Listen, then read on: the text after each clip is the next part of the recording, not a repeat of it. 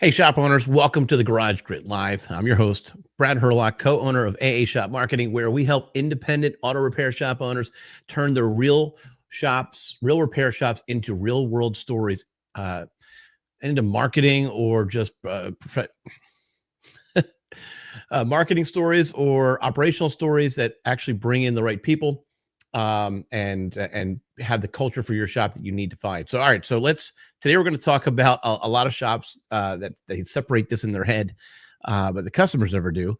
What you spend on marketing and what you invest on the front of your shop, your reviews, your website, your mailers, your Facebook ads, all your SEO efforts, they all promise a certain experience.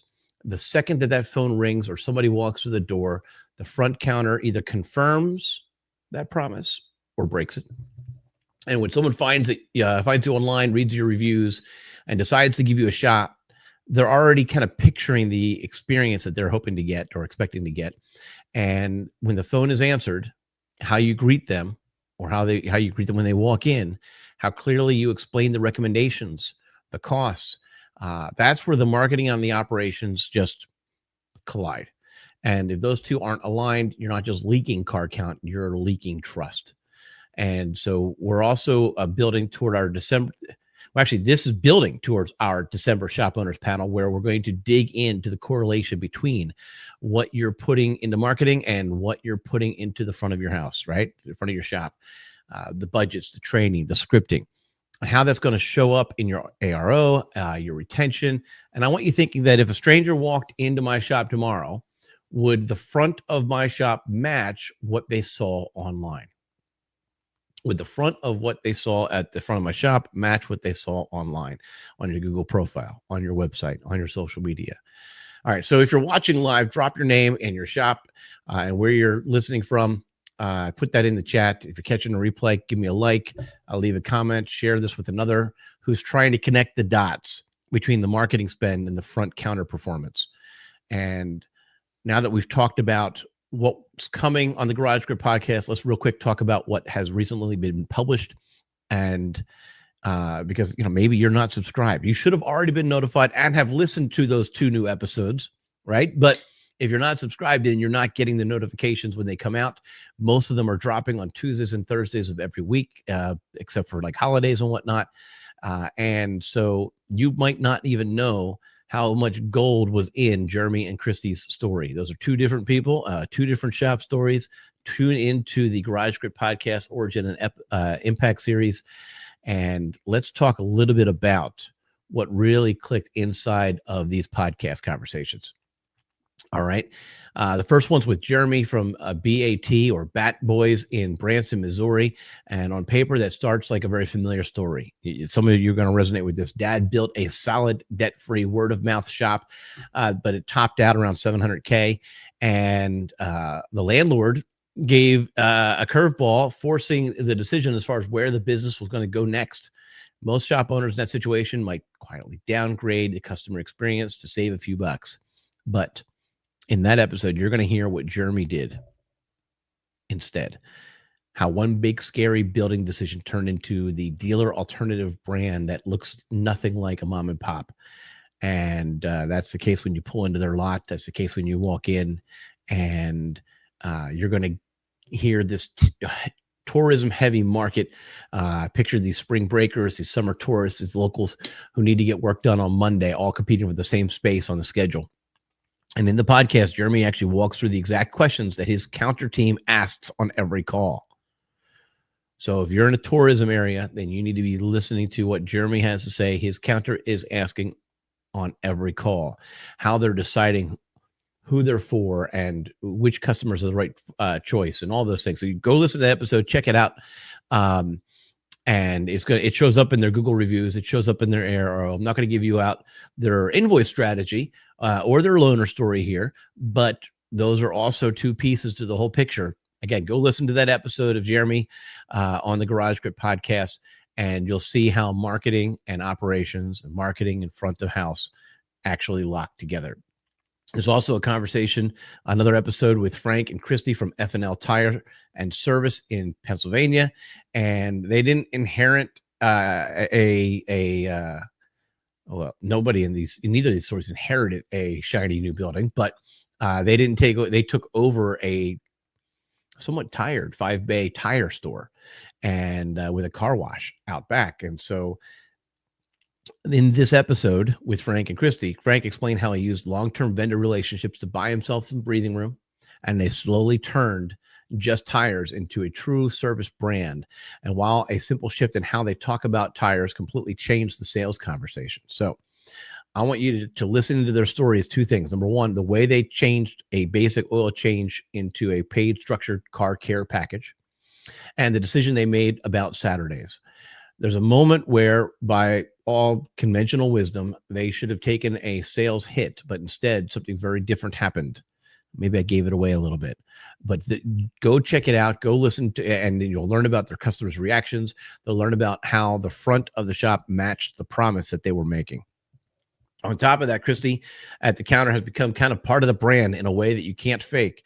Whether you hear her describe how women, when you hear her describe how women respond to having another woman at the front of the shop who can talk about inspections and budgets and maintenance in plain language, you'll see why I keep saying the front counter is part of the marketing equation. It's not just service advisors or customer service. So after this live is over, I want you to go listen to those 2 episodes.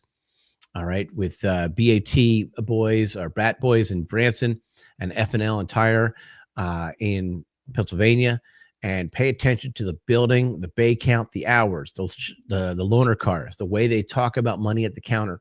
Then look at your own shop and ask, if I was a stranger on my website and then I was a stranger walking through into my shop, is there a match? Yes or no? Let's pull this back and talk about what you need to see digitally change on your shop and on your presence. Let me give you a couple of quick marketing tips. Number one, first, understand that your Google listing and your website should tell the truth about your capacity and your model. If you've got a multi-bay purpose-built shop, it shouldn't look like a 3-bay cinder block garage. All right. Let's say how many bays. Maybe you say how many bays you have, but the goal isn't just to put the number up there. The goal is to communicate that you've got the capacity to handle their particular needs. All right.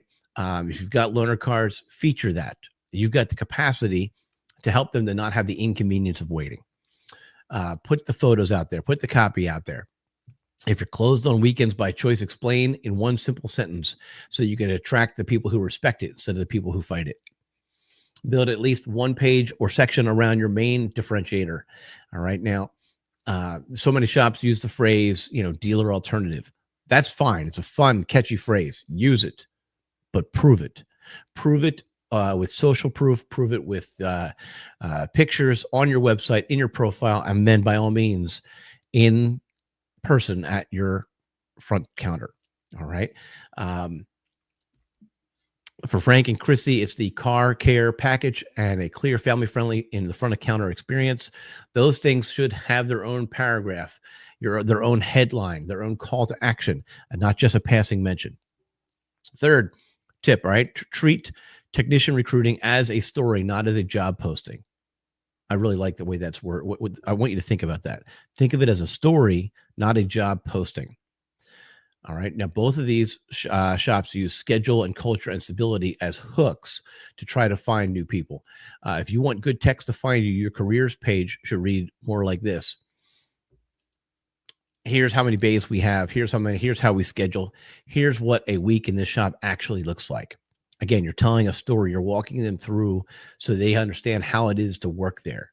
You're marketing the employment of working there.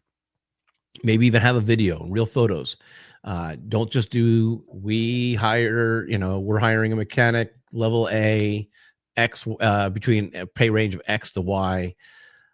That's just another generic ad that they've all seen. Why don't you go look at the competitors that you have in your area that are posting content and seeing how they are advertising for their technicians? And here's the real tip. Do it differently. Make your ad stand out by doing something different when it comes. Tell that story a little bit better. All right. So if you're trying to figure out your next marketing move, whether it's to market to employees or whether it's to go to marketing for customers, and you don't know what your next best step is, I'll tell you. All right. All you have to do is go out to addi.me/jumpstart, addi.me/jumpstart. You give me your name, your shop names, basic information, and you select the free version. And our team will go out and do that research for you and find out, because I don't think the answer is the same for everybody. So I'll find out your population density. I'll find out the size of your shop. I'll find out those types of things. I'll come back to you and say, here's where you're missing. Here's your weakest link, right? Here's your next step to fix. And I'm happy to help. And that was at addi.me/jumpstart, addi.me/jumpstart. And let's make sure that we jump into 2026 with that in mind. All right. We've been through, we've talked about the coming shop owners panel in December of 2025, about the correlation between marketing and the what you're pouring into with the front of your shop. We just talked about the most recent publications of the Garage Grid podcast between Bat Boys in Missouri and FNL in Pennsylvania. Marketing brings people in, but the process and the people that you have in your shop keep them coming back. And when the building and the bay count and the hours and the loaner program, the invoices, the person at the counter, they're all match that promise that you're making in the online, that marketing promise. You don't have to yell as loud to win. Customers feel the alignment and they stick. If you're looking at to own your shop thinking, if you're looking at your own shop thinking, we actually have a great story and nobody online can see it, and that might be your cue to bring in a marketer and not another, and kind of go from there to help you with telling that story. You need someone to be able to turn that story into a brand that sells. And that's the kind of work that we do. And you can start your efforts by going to addi.me/jumpstart. All right. If you are interested in sitting in on a panel in January or February of 2026, then hop over to addi.me/join panel, addi.me/join panel. And that's where we're going to be. Actually, I haven't decided yet what those topics are going to be in January, February. So if you have some ideas, I'm happy to hear them from you. You can drop them in the chat right now, or you can reach out to me directly. We've kind of boiled down a handful of topics that I'm playing with, and we're going to decide here shortly. But if you think you have a story to tell and you want to be a part of the conversation, addi.me/join panel. Make sure you subscribe to the Garage Grid podcast on YouTube or Spotify or Apple Podcasts, wherever you get your podcasts. Keep sending in your questions, your stories, and I will see you next time on the Garage Grid Live. All right. So we're talking about clicks, cars, and customers. Have a good day.